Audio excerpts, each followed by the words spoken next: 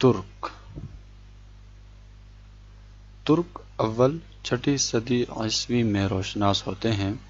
یہ ایک خانہ بدوش قوم تھی جو مشرقی ایشیا اور وسط ایشیا میں گھومتی پھرتی تھی اور وقتاً فوقتاً مغربی ایشیا اور مغربی یورپ کی آبادیوں پر حملہ آور ہو کر انہیں ویران کر دیتی تھی۔ 6 صدی عیسوی میں اس نے ایک زبردست سلطنت قائم کر لی جو منگولیا اور چین کے شمالی سرحد سے لے کر بحر اسود تک پھیلی ہوئی تھی۔ اس سلطنت کے بانی کا نام چینی تاریخوں میں تومین اور ترکی کتبوں میں بومین درج ہے۔ تومین 552 عیسوی میں مر گیا۔ اس کے بھائی نے، جس کا نام استامی تھا، مغرب میں فتوحات حاصل کی۔ دونوں بھائی الگ الگ حکومتوں پر حکمران تھے۔ اہل چین ان حکومتوں کو شمالی ترکوں کی سلطنت اور مغربی ترکوں کی سلطنت کہتے تھے۔ پہلی صدی ہجری 7ویں صدی عیسوی میں ان دونوں حکومتوں کو سلطنت چین کی اطاعت قبول کرنی پڑی، لیکن 63 ہجری بمطابق 682 عیسوی میں شمالی ترکوں نے چین کی فرمان روائی سے آزاد ہو کر اپنی سابق خود اختیاری پھر حاصل کر لی۔ قطبات اور خان، جو منگولیا کے دریائے اور خان کے نام سے منسوب ہے اور ترکی زبان کی قدیم ترین یادگار ہے، ترکوں کی اس شمالی سلطنت سے تعلق رکھتے ہیں۔ یہ سلطنت 126 ہجری بمطابق 744 عیسوی تک قائم رہی۔ مغربی ترکوں میں ترگیش کا قبیلہ سب سے زیادہ ممتاز تھا۔ اس کے سرداروں نے پہلی ہجری 7ویں صدی عیسوی کے آخر میں خاقان کا لقب اختیار کر لیا تھا، لیکن 121 ہجری بمطابق 737 عیسوی میں عربوں نے نضر بن سیار کی قیادت میں ترگیش کی حکومت کا خاتمہ کر دیا۔ ترک اسلام میں ترکوں اور عربوں کے تعلقات پہلی صدی ہجری میں ولید اول کے عہد خلافت سے شروع ہوئے۔ اسی عہد میں قتیبہ بن مسلم نے بقیس، بخارا، سمرقند، خوارزم، خیوا، فرغانہ، شاش، تاشقند اور کاشغر کے ترکی علاقے فتح کر کے وہاں اسلامی حکومت قائم کی، لیکن ان فتوحات کا اثر ترکوں کے قبول اسلام پر بہت کم پڑا۔ وہ بدستور بت پرستی کرتے رہے۔ البتہ سمرقند میں قتیبہ کی بت شکنی نے بت پرستی کا خاتمہ بھی کر دیا۔ جب قتیبہ وہاں پہنچا تو اسے بہت سے بت خانے نظر آئے جن کی نسبت عام طور پر یقین کیا جاتا تھا کہ ان کے ساتھ بے ادبی کرنے والا فوراً ہلاک ہو جائے گا۔ قتیبہ نے ان بت خانوں میں آگ لگا دی، مگر اس پر کچھ آنچ نہ آئی۔ یہ دیکھ کر بت پرستوں نے اسلام قبول کر لیا۔ حضرت عمر بن عبدالعزیز رضی اللہ عنہ نے اپنے مختصر عہد خلافت، جو کہ 99 ہجری سے 101 ہجری بمطابق 717 عیسوی سے 720 عیسوی بنتا ہے، میں اشاعت اسلام کی خاطر خاص طور پر کوشش کی تو من جملہ اور ممالک کے انہوں نے ماوراء النہر کے ترک بادشاہوں کو بھی اسلام کی دعوت دی اور ان میں سے بعض اسلام میں لائے۔ پھر عبداللہ ابن معمر الیشکری کو دعوت اسلام کے لیے ماوراء النہر بھیجا اور وہاں کے بعض قبیلے مسلمان ہو گئے۔ اس کے بعد خلیفہ ہشام کے عہد 105 ہجری سے 125 ہجری، جو کہ بمطابق 724 عیسوی سے 743 عیسوی بنتا ہے میں ابو سعیدہ کی تبلیغ سے ماوراء النہر کے لوگ کثرت سے اسلام میں داخل ہوئے۔ سمرقند اور بخارا وغیرہ سے جو ترکستان کے علاقے تھے جزیہ اور خراج کی رقمیں بیت المال میں لے آتی تھی۔ خراج کے سلسلے میں ترکستان سے لونڈیاں اور غلام بھی بھیجے جاتے تھے جو رفتہ رفتہ اسلام قبول کرنے لگے۔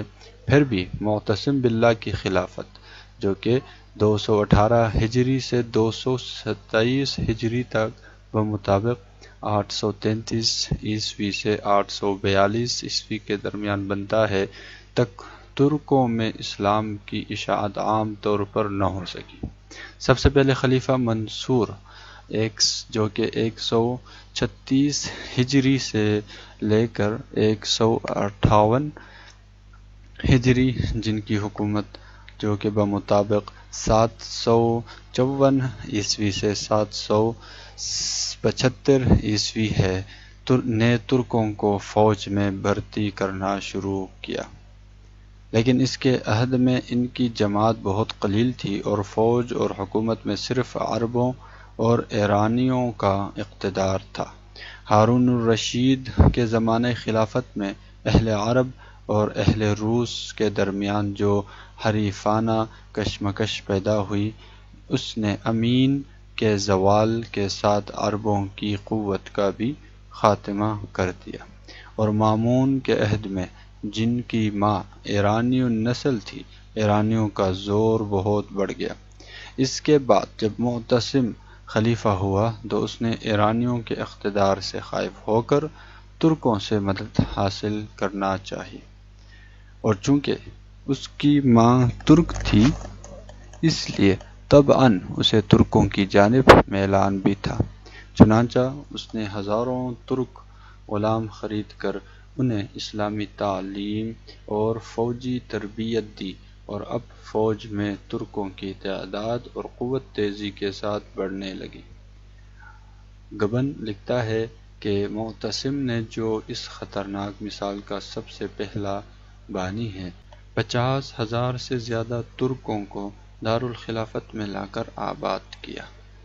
اس نے ان کے لیے طلّہ کا ریشمی لباس تجویز کیا اور زرین ٹپکے وردی میں شامل کیے، جس کی وجہ سے ترکی دستے دوسرے فوجی دستوں سے ممتاز معلوم ہوتے تھے۔ ہر سال ہزاروں ترک غلام پایہ تخت میں لائے جاتے تھے، ان میں سے کچھ محافظ شاہی میں ہوتے تھے، اس لیے وہ کسی کی پرواہ نہیں کرتے تھے اور بغداد کی سڑکوں پر بے تحاشا گھوڑے دوڑاتے تھے جس سے اکثر عورتیں اور بچے ٹکرا کر زخمی ہو جاتے اور بعض اوقات مر بھی جاتے تھے۔ اس لیے بغداد کے باشندوں ان مظالم سے بہت جلد عاجز آ گئے۔ جب معتصم کے پاس ان کی شکایتیں کثرت سے پہنچنے لگیں تو اس نے فیصلہ کیا کہ ترکوں کے لیے بغداد سے باہر ایک چھاؤنی بنائی جائے۔ اس غرض کے لیے اس نے سامرا کا مقام پسند کیا جو بغداد سے تقریباً 60 میل کے فاصلے پر واقع تھا۔ یہ مقام اس کو اس قدر پسند آیا کہ اس نے اس کا نام بدل کر سر من رعا جس نے دیکھا خوش ہوا رکھ دیا۔ فوجی بارکوں کے علاوہ وہ خلیفہ اور وزراء کے لیے بھی عالیشان محل تیار کیے گئے، اور چونکہ معتصم نے بغداد کا قیام ترک کر کے اپنی ترک سپاہ کے ساتھ سامرا میں رہنا شروع کر دیا تھا، اس لیے رعایا کے ہر طبقے کے لوگ اسی نئے شہر میں آ کر آباد ہونے لگے، اور تھوڑے ہی دنوں میں سامرا ایک نہایت پر رونق شہر بن گیا۔ وہ 221 ہجری سے لے کر 279 ہجری جو کہ 894 ہجری سے 836 ہجری سے 894 ہجری عیسوی بنتا ہے تک کا 7 خلفائے عباسیہ کا دار السلطنت رہا۔ جب معتمد تخت پر بیٹھا تو اس نے سامرا کو چھوڑ کر پھر بغداد کو پایہ تخت بنایا۔ معتصم کی ترک نوازی کی وجہ سے رفتہ رفتہ ترکی شہزادے اور امراء بھی ترکستان سے آ کر سامرا میں آباد ہونے لگے، جن میں بعض بت پرست اور بعض آتش پرست تھے اور بعض مسلمان ہو گئے تھے۔ دارالخلافت میں رہنے کے بعد غیر مسلم ترکوں میں بھی اسلام پھیلنے لگا، اور اس تعلق سے ماوراء النہر کے ترکوں میں جو اپنے وطن میں مقیم تھے اسلام کی اشاعت ہونے لگی۔ ترک سرداروں کے اسلام قبول کر لینے سے ان کے جرگے اور قبیلے بھی مسلمان ہوتے گئے۔ 4 صدی ہجری 10ویں صدی عیسوی میں ترک بطوع خاطر بکثرت اسلام میں داخل ہوئے۔ 349 ہجری 920 عیسوی میں 2 لاکھ ترک گھرانے خیمے مسلمان ہوئے۔